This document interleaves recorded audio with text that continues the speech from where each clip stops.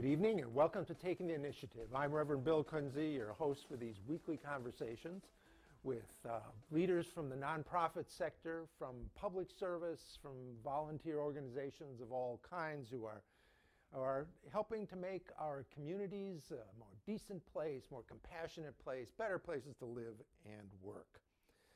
I invite you to visit our website. It's on the screen, www.takingtheinitiative.com. There are links there. We would love to hear your ideas about taking the initiative and your responses.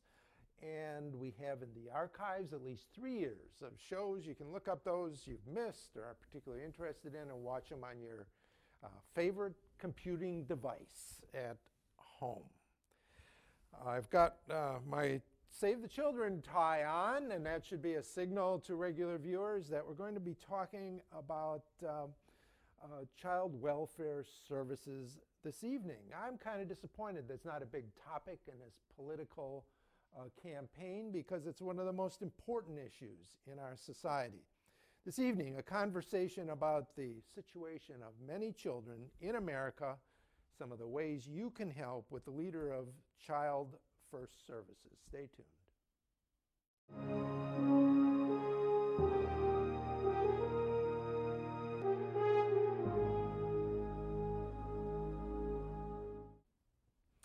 Welcome back.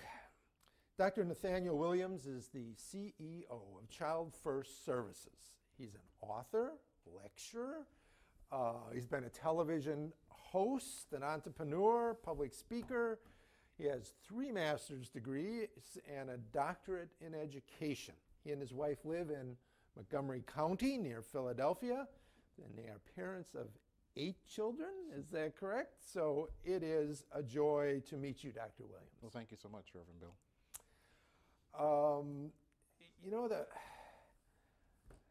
I wonder if you could talk a little bit about the problems of children today that has created this demand for so much services for them. What's going on particularly in the lives of children today? Well, I think it's more so the lives of families and the struggles that families go under, especially when the family is headed by a single person. And primarily what we see is a lot of families that are headed by single women. That presents some real issues and some challenges. So we see a lot of our kids, as they get older, get into their teens, and get personalities and minds of their own, that they present some issues along those lines. So the challenge is just in parenting, and parenting in a world where there's so many different things. As you mentioned in your introduction, there's social media and there's websites and there's this and there's all these other contentions that earlier generations did not have to deal with. And so people are parenting generally with less resources when it comes to human resources, but the children are exposed to a lot of environmental resources that sometimes undermine those human resources that are available to them. How are we going to fix that? Well, I think we do it by just showing up and caring for the kids that are in our lives. People often ask, what can we do for ChildFirst? I often tell them that ChildFirst has an infrastructure and is a multi-million-dollar corporation. And there are things that we can do that others cannot do. It's really those children that are in your neighborhood, that are part of your family, that are part of people that you come in traffic with and deal with every day. Those are the ones that I'm more concerned about, because they're not, our children in child welfare, they have a lawyer and they have a social worker and they have teachers and they have truly a village that surrounds them. What about that child that's across the street from you tonight? Yeah. Who is dealing with, a single mom or a single dad, and mom and dad have to work long hours? Who's looking out for them, and who's making sure that when they don't see the lights on across the street and it's 8:30, that they may go and knock and make sure everything is okay? So I think that's what people can do, is just show that you care.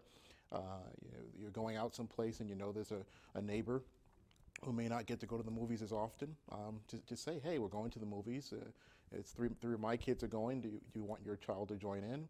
But it's those little simple things that you hear from people later in life, that those stories changed their view.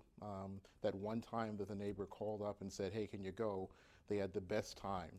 So I think Often people think it's a monumental thing that they need to do. Sometimes it's just offering a little sense of compassion and concern. Being a good neighbor. For sure. Wow. A lot of those children end up in the foster care system.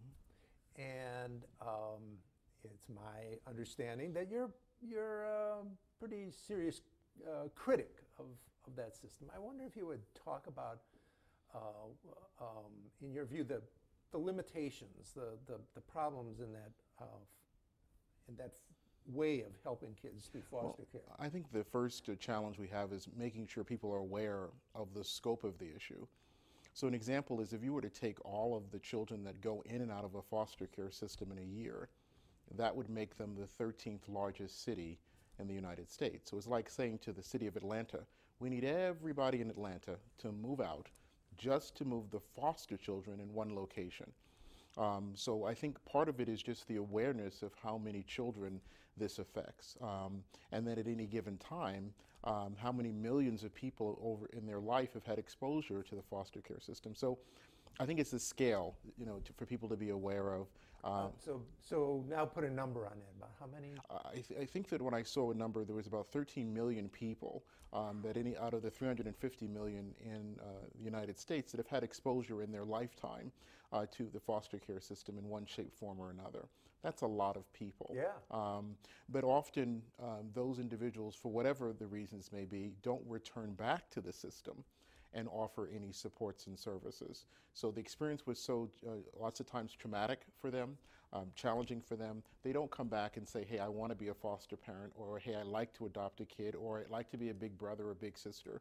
And often I think they have the understanding of the circumstances unlike other people, but often they don't return back to provide help. And part of it, I think, is the system sometimes teaches you about your inadequacies, and so you go into being adulthood feeling like, who am I to go back to provide some help and resources? But I think who better than someone that understands the circumstance.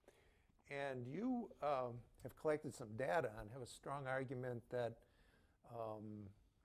young people transitioning out of foster care, I believe you've pointed out some rather alarming statistics, don't do so well in life. Sure. They often graduate onto other systems, the prison system, the mental health system, their prognosis is generally not good. And the longer a person stays in foster care, research has shown the less successful they are. That if you can get out, get in, get what the family gets what it needs and get back out, that's the best circumstance. But spending years inside of foster care and that alternate kind of family life is not as helpful as we once thought it was. Even though there are plenty of good-hearted, caring people who are trying to do that. I wonder if you would talk a little bit about your history. Sure. Sure. You were in foster care. Sure. I was in foster care from the age of 5 until I was 18. My mom passed away when I was 5, and she had 12 children. 2 of the children were old enough and already on their own, and the other 10 needed to be cared for. And so we were placed in the care of the City of New York's child welfare system. All of us spent different years based on the age that we were in care. But I think we added up one time, it was collectively from the 10 of us, it was like 100 years of time in the foster care system. I was in foster homes, I was in group homes, I was in RTFs, which are residential campuses. So I went through the spectrum of services, but just an example, out of the 10 of us, only 1 was ever adopted. Some of us came close, but only 1 was able to get what they would call a forever family, which is a real challenge. But you came out of that pretty well. You didn't spin into the negative consequences that many others do. Well, how did you? Pretty well depends on who you talk to. That's the part that is most challenging for me, is that my story is the exception and not the rule. And I think we need to do more to try to make sure that if we're going to take on the responsibility of being a surrogate family, a surrogate parent to a youngster, that we really help them to go to the next level and to be successful. What helped you? It really was a Catholic nun when I was in placement at an agency called St. Dominic's Home. And my brothers and sisters were supposed to come and visit. They couldn't make it. The van broke down. And so I was sitting on the front of the administration building feeling a little sorry for myself. Sister Mary Patrick, the executive director, comes walking down, sees me, and pats me on my head and says, "Nat, what's wrong?" And I say, "You know, my brothers and sisters are not coming." And she says, "Sit there for a moment." And so I sat there. And around the corner was a storeroom. So Sister, who was probably in her early 60s at that point, goes down these 20 steps and comes up with a bicycle and gives it to me. I was ecstatic. Take the bicycle back to my cottage. My cottage mates were all excited as well. And one of them asked to borrow it. And I said, "Sure, go ahead and use it." And he was driving down the driveway. And I was like maybe 12 years old. Something dawned on me that if I wasn't careful, that was going to be the story of the rest of my life, telling a sad story and waiting for a handout. But I said, I liked what Sister Mary Patrick did. She saw a problem and she immediately corrected it.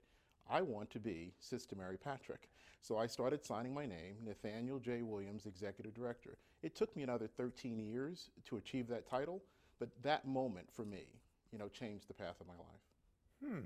Well, thanks for sharing that story. Sure. Yeah, I can remember deciding I wanted to be like somebody else who helped others as well. We need to talk about your organization and the services you provide. So tell me, what does ChildFirst Services do? It has for the last 23 years offered small residential settings for children. And generally there are between 4 and 6 kids in each one of our what are commonly referred to as group homes. They span about 175 miles. There are some in Philadelphia and then some outside of Scranton in the Wayne County area. And again, our goal is to try to mimic a family setting, keep it small. There's a live-in house parent in each one of those homes, and a person lives in for 7 days and then goes home, and another person comes in for 7 days, and the two of them are staffing and parenting the children. Who are trained to be doing this? Correct. And training is a major part of what we do. My doctorate is in education, but my dissertation was on professional development of residential child care workers because I think it's so important that you're dealing with such big issues. You need to have a staff that are as qualified as you can make them. And it's a journey trying to do that. It's not a destination.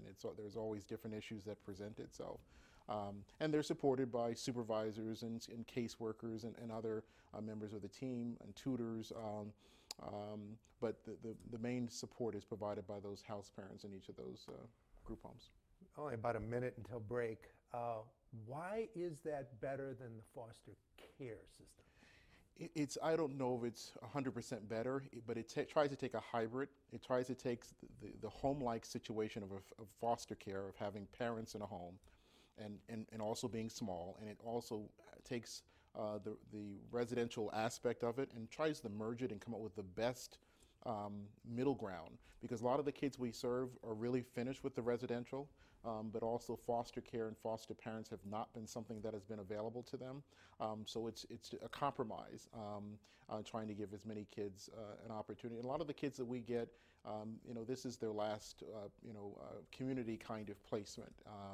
That they've gone to other places, haven't done very well, and so coming to ChildFirst is an all-out effort trying to make sure that they get one good chance. Yeah, I want to hear a little bit more about the kids you serve, Sure. But we need to take a break for these messages. Stay tuned.